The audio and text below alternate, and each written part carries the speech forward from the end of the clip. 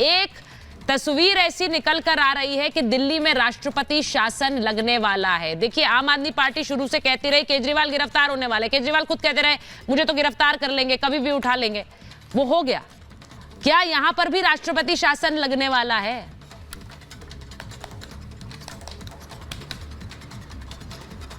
देखिए सुचारिता जी, दिल्ली में जिस तरह की व्यवस्था इस समय है, मैं मानता हूं कहीं ना कहीं पूरी दिल्ली को, देश की राजधानी को एक तरीके से ठप करके छोड़ दिया है।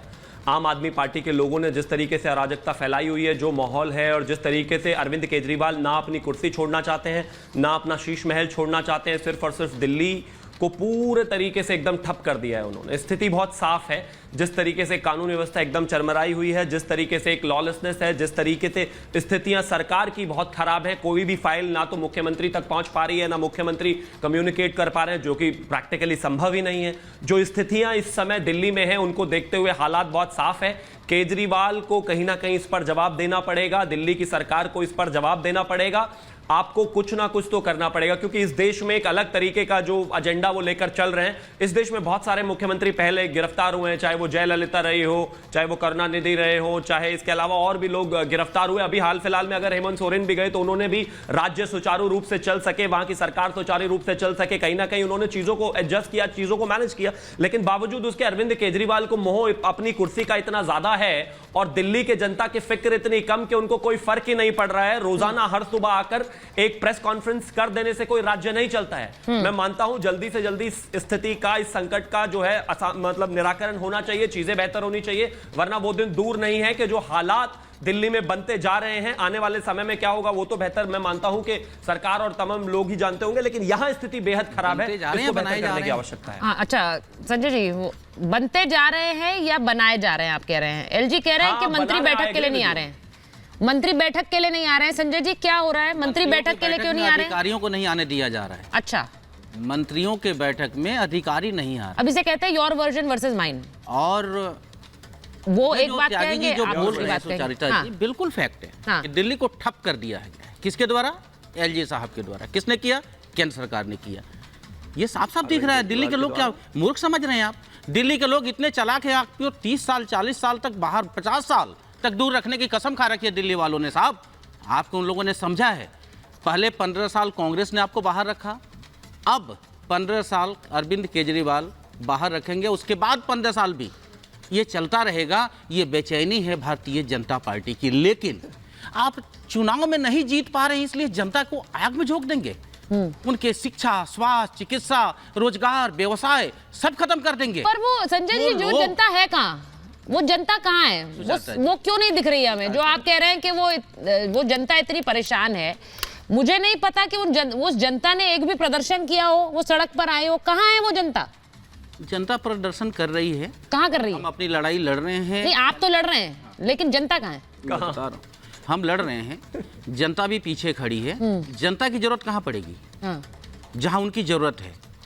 और इनको अभी भी डर है। अभी ये कह रहे हैं कि नहीं, अरविंद केजरीवाल जेल में है, लेकिन वो चीज नहीं हो पा रहा, वोट में कन्वर्ट नहीं हो रहा। वोट तो केजरीवाल कर रहा है दिल्ली की जनता। नहीं तो अगर मंत्री क्या करना होगा? तब राष्ट्रपति शासन लगाओ, और राष्ट्रपति शासन लगा करके दिल्ली की जनता को कैद कर दो। बात नहीं है कि जेल में मुख्यमंत्री हो और बैठकें हो और फाइलें पास हो। अब उसमें दूसरी बात यह और आ गई कि मंत्री नहीं जा रहे हैं। आप मौका क्यों दे रहे हैं उन्हें कि वो ये सब दलीलें देकर कहे कि राष्ट्रपति शासन लग सकता है? भाई, अगर काम नहीं होगा तो वही जनता दूसरी तरफ चली जाएगी। ये होता है। अच्छा, उनको अपने काम से मतलब है, कौन करेगा काम? बीजेपी वालों से एक बात पूछिए। चलो ठीक है, आज तो अरविंद केजरीवाल चलो 2013 जीत गए, 20 जीत गए, लास्ट चलो चल रहे हैं उनका, केजरीवाल हो रहा है। उसके पहले तो आप 15 साल बाहर रहे, कांग्रेस ने बाहर करके रखा था, लेकिन आप केंद्र में नहीं थे, इसलिए आपका कुछ चल नहीं पा रहा था। ये भारतीय जनता पार्टी को टीस है। इनके जो केंद्रीय नेतृत्व है, इसको एक टीस है कि जहां दिल्ली में मैं बैठा हूं, यहां एमसीडी भी हार गया।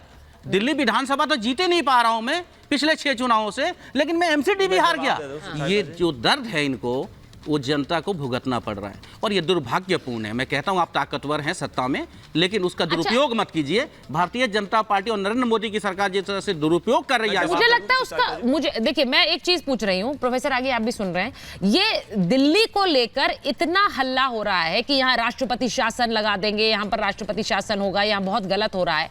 मैं जरा तस्वीर बदलकर पश्चिम बंगाल जाना चाह रही हूं।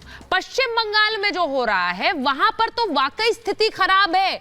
आज मंत्री साहब धमकी दे रहे हैं कि हमारी पुलिस आएगी, बाद में तो जब पैरामिलिट्री हट जाएगी उसके बाद तो तुम्हें आना ही है।